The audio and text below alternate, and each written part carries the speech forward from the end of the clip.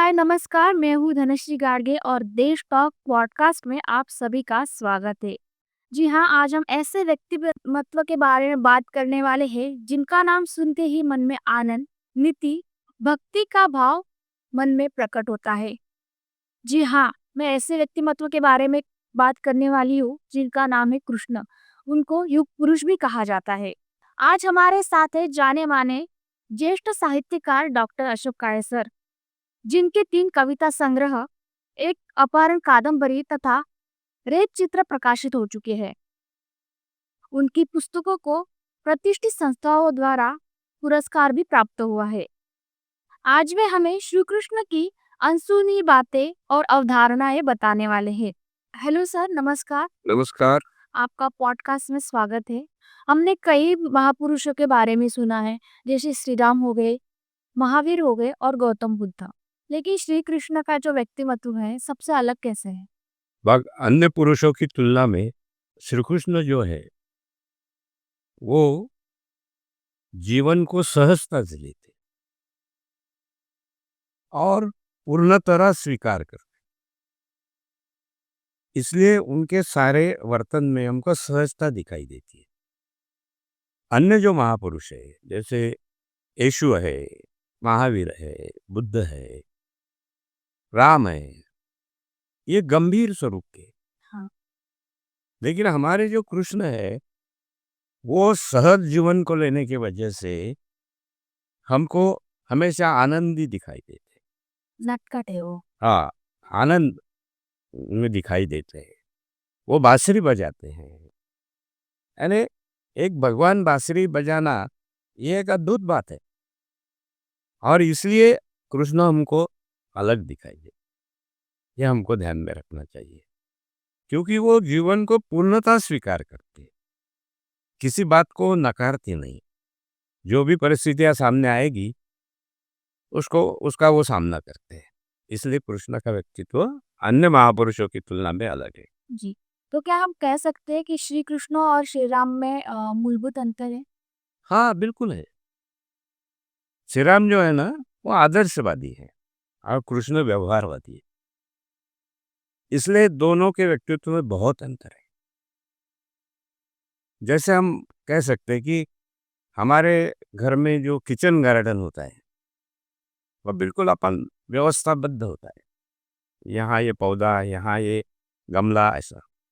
कृष्ण जो है श्री राम जो है वो किचन गार्डन की तरह है, बिल्कुल एक व्यवस्थाबद्ध है उनका जीवन। कृष्ण का ऐसा नहीं, कृष्ण जंगल है, जंगल में। जंगल में कोई व्यवस्था नहीं होती, नहीं।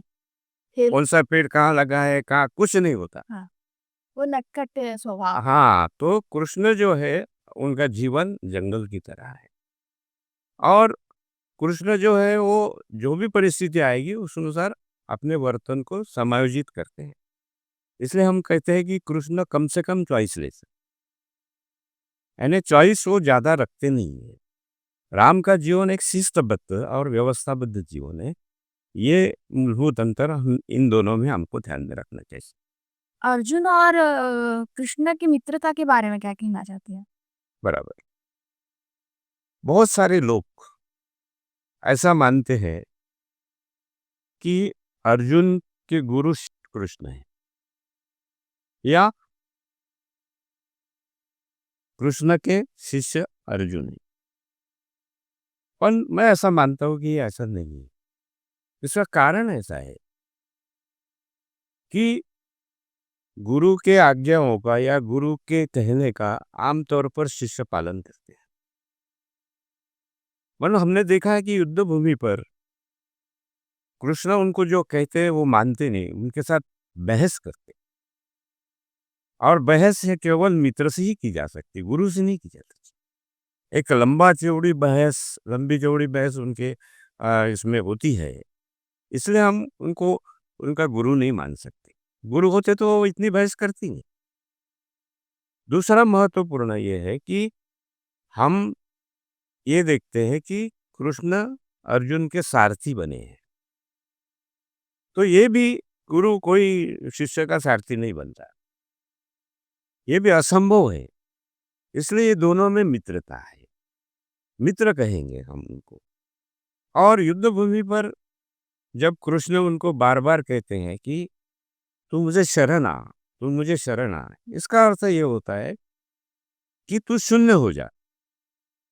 इसका मतलब ये नहीं कि कृष्ण अहंकारी है। नहीं। इसका मतलब ये है कि तू शून्य हो जा, तेरा अस्तित्व छोड़कर मेरे पास आ और मेरी बात मान ले, ये कहता है। जब अर्जुन बोलते हैं कि भाई मेरे सामने तो सब मेरे रिश्तेदार आए, सब सगे हैं, इनको मैं कैसे मारूं? उसके ऊपर कृष्ण का उत्तर बहुत मार्मिक है। वो कहता है कि चलो आज तू नहीं मारेगा तो ये मरेंगे नहीं क्या? एक दिन तो इनको मरना ही है। अगर न्याय के लिए युद्ध में हम उनको मारते हैं तो इसमें कोई गलत नहीं। और इसलिए इतनी बड़ी लंबी चौड़ी बहस उनमें होती है। अर्जुन बार-बार उनको प्रश्न पूछता है और कृष्ण उसको समझाने की कोशिश करते हैं। ये हमें ध्यान में रखना चाहिए। अच्छा। श्री कृष्ण और द्रौपदी के जो संबंध थे, तो उसके बारे में आपका क्या कहना है? जैसे कि वो उन श्री कृष्ण की बुआ की लड़की थी, तो और वो क्या कहना चाहेंगे इसके बारे में? द्रौपदी के बारे में कृष्ण के मन में बहुत सहानुभूति है, क्योंकि द्रौपदी पे जो भी अन्याय हुआ है, उसके वजह से कृष्ण के मन में द्रौपदी के प्रति एक विशेष स्नेह है, स्नेह पैदा हुआ है। जैसा हम कहते हैं कि हमारे बहुत सारे मित्र होते हैं, लेकिन उसमें से 1-2 मित्र जो है वो हमारे बहुत करीबी होते हैं। उनमें और हमने एक अनुराग पैदा होता है। तो कृष्ण का द्रौपदी के साथ में जो संबंध है वो अनुराग पर स्थापित है। ये हमको ध्यान में रखना चाहिए। तो कहने का मतलब है कि उनमें एक प्रकार का अनुराग है, विशेष स्नेह है और कृष्ण के मन में सा द्रौपदी के प्रति अति सहानुभूति है। ये हमें ध्यान में रखना। अब बात करते हैं कृष्ण और सुदामा के बारे में। उनकी जो दोस्ती थी, वो दिल को छू जाती। तो आपको क्या लगता है इनकी दोस्ती के बारे में क्या कहना चाहेंगे आप? कृष्ण और सुदामा ये बचपन से मित्र है, बचपन के मित्र है। लेकिन सुदामा आपने सुना होगा, पढ़ा होगा कि वो बहुत ही गरीबी में रहे, बहुत गरीब रहे और कृष्ण तो बहुत ऐश्वर्य उनको प्राप्त हुआ।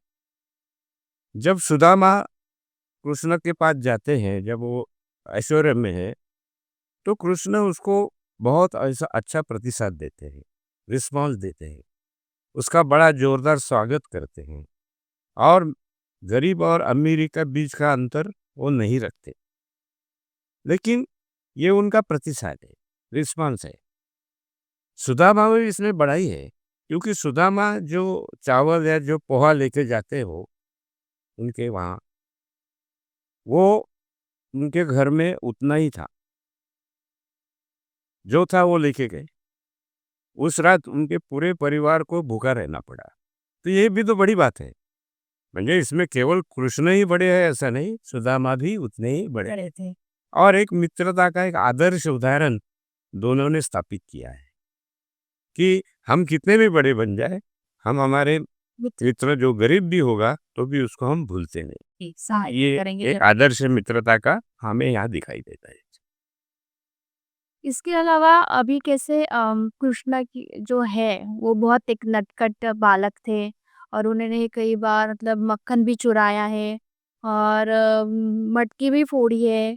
तो और एक बात और कि कालिया नाग की वध की कहानियाँ भी हमने सुनी। तो इसके बारे में क्या कहना चाहेंगे आप? देखो कृष्ण का जो बचपन है या बालपन जिसको कहते हैं, वो उन्होंने पूरी तरह उसका आनंद लिया, है कि नहीं? सब कुछ किया। यानी जैसा आपने बताया कि कृष्ण ने चोरी भी की है, जी। ओके? कृष्ण ने झूठ भी बोला है। यशोदा माता से कई बार झूठ भी बोले हैं कृष्ण। कृष्ण ने गोपियों को भी छेड़ा है। कृष्ण ने रासक्रीड़ा भी की है। कृष्ण ने अपनी टोली बनाकर भी जो आनंद लेने था बचपन का वो लिया है। जी। तो कृष्ण ने जो जीवन गोकुल में जिया, वो बहुत ही अद्भुत है, ये हम कहेंगे। उसी वक़्त हम देखते हैं कि कंस ने कई प्रकार के संकट उन पर लाने की कोशिश की। हाँ, क्योंकि उनको पता चल गया था उनसे कि आकाशवाणी द्वारा पता चला था कि जो भी 8वां देवकी का पुत्र रहेगा, वो उनका वध करेगा। तो एकदम सही, हाँ, एकदम सही है कि उनको ऐसा पता चला था कि कृष्ण ही उनका वध करेंगे या कृष्ण ही उनको मारेंगे। इसलिए उन्होंने बालक कृष्ण पर कई बार हमले किए, हम दिखते हैं। जैसे पूतना को भेजा या अन्य को। अब इसमें एक बात दिखाई देती है, ये भी हमको जानना चाहिए। कंस जो है वो डरे हुए भी है और हारे हुए भी है। वो इसलिए कि एक छोटे से बालक पर जो हमला करता है, इसका मतलब वो शुरुआत में ही हारा हुआ है। जी। हमारे मन में जब भी किसी को हराने की अभिलाषा या इच्छा पैदा होती है ना, उसी वक़्त हम हारे हुए होते हैं। इसलिए कहा जाता है ना कि कोई कहता है ना कि मैं कभी हारता ही नहीं। इसका मतलब ये होता है कि मैं किसी को हराना नहीं चाहता, तो हारूँगा कैसे? हाँ। ये फ़िलॉसफ़ी, ये तत्वज्ञान उसके पीछे है। और कंस छोटे से बालक पर जब ये हमले करता है, इसका मतलब वो शुरू में हारा हुआ है। ये भी आपको ध्यान में रखना चाहिए। तो इसलिए गोकुल में रहते हुए कृष्ण ने जो बचपन जिया और जो आनंद लिया, वो अद्भुत है। वैसा आनंद हर एक के बालक के जीवन में आना चाहिए, ऐसा हमें लगता है वो पढ़कर। सब किया उसने, कोई छुपाया नहीं और किसी को वर्ज्य माना नहीं। इसलिए हम कहते हैं ना कि कृष्ण बहुत ज़्यादा चॉइस वाले आदमी नहीं थे, वो चॉइसलेस थे। जो भी सामने आएगा भिड़ जाओ। प्रेम आयन से खेलते थे। हाँ, तो इसलिए गोकुल में जो कृष्ण ने किया वो एक, इसलिए तो उसको लीलाएँ कहते हैं। कृष्ण लीला कहते हैं। हाँ। कृष्ण चरित्र नहीं कहते, राम का चरित्र है, पर कृष्ण की लीला ये विशेष है, ये हमको ध्यान में रखना। तो और एक बात जैसे कि आपने अभी बताया कि कृष्ण की लीलाएँ हैं और एक नटखट बालक थे और कई बार उनके ऊपर संकट भी आए हैं, जो कि कंस मामा थे खुद के उन्होंने ही संकट लाए। इसके अलावा वो एक कुशल राजनीति तज्ञ भी थे, तो इसके बारे में क्या कहना चाहेंगी? बिल्कुल, कृष्ण राजनीतिज्ञ थे, लेकिन अलग प्रकार के राजनीतिज्ञ थे, ये हमको ध्यान में रखना हाँ। है। राजनीति में जो भी व्यक्ति रहता है, उसको हमेशा डर रहता है कि मुझसे मेरा कोई छीन न ले। कृष्ण को ये डर नहीं। क्यों डर नहीं? क्योंकि वो आध्यात्मिक है, धार्मिक नहीं है। धार्मिक आदमी को हमेशा डर रहता है कि क्योंकि उसने कुछ तो भी धारण किया हो रहा है। उसको डर रहता है कि मैंने जो धारण किया है, वो नष्ट न हो जाए।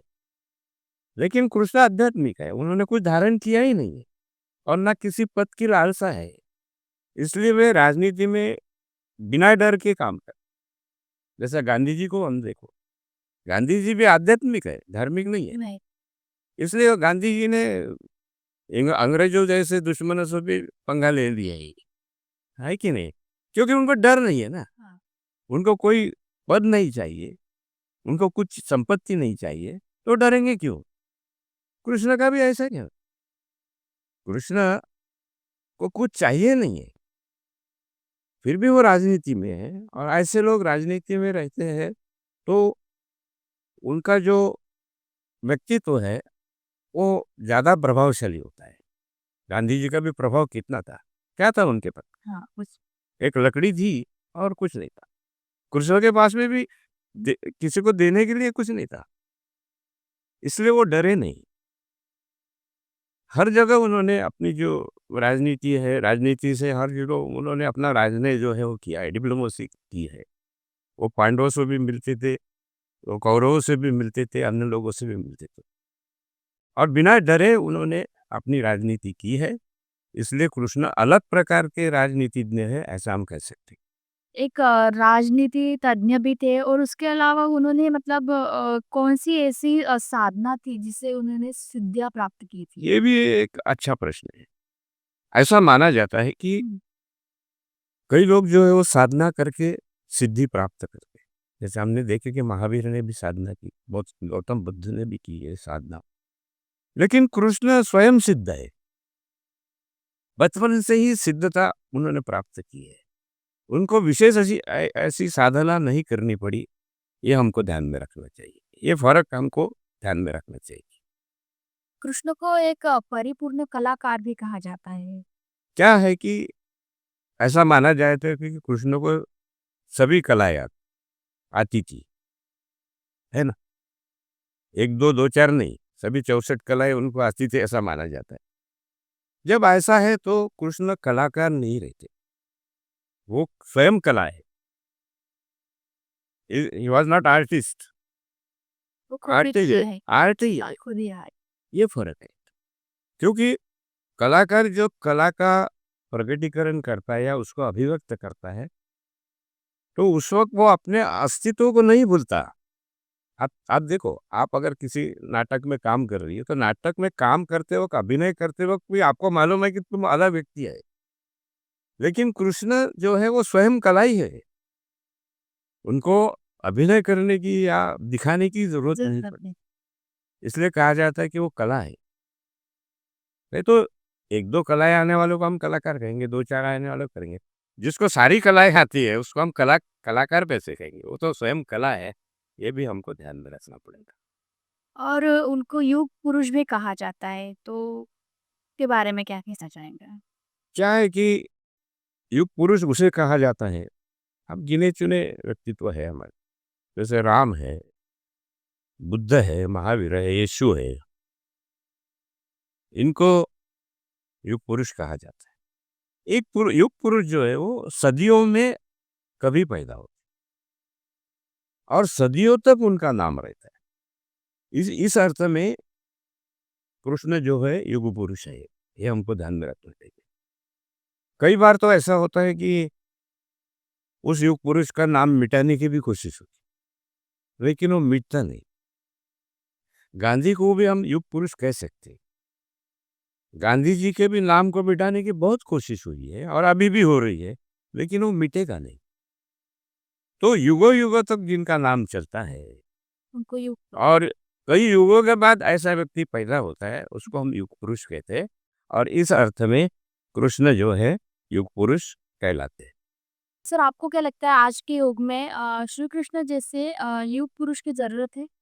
बिल्कुल है। कृष्ण जो है सभी युगों में रिलेवेंट है। ये आपको ध्यान में रखना चाहिए। क्योंकि मानवीय जीवन के सभी पहलुओं को वो प्रकट करते हैं। आनंद को प्रकट करते हैं, शौर्य को प्रकट करते हैं, सभी बातों को प्रकट करते हैं। तो कृष्ण तो हर युग में चाहिए। कृष्ण की आवश्यकता है, रहेगी जी। और कृष्ण से हम बहुत कुछ सीख सकते हैं। हालाँकि एक बात और मैं आपको बताता हूँ कि कृष्ण जो है आज से 5000 साल पहले हुए। लेकिन उनका जो जीवन है या उनका जो विचार है वो और भी 5000 साल तक सत्यता में आने को टाइम लगेगा। आना चाहिए। इतना उनका दूरदृष्टि थी, इनके इतना वो आगे थे सभी बातों में, ये हमको ध्यान में रखना। तो आज के युग में तो निश्चित उनकी ज़रूरत है। या सभी युगों में रहेगी, सभी युगों में रहेगी। ये हमको ध्यान में रखना है।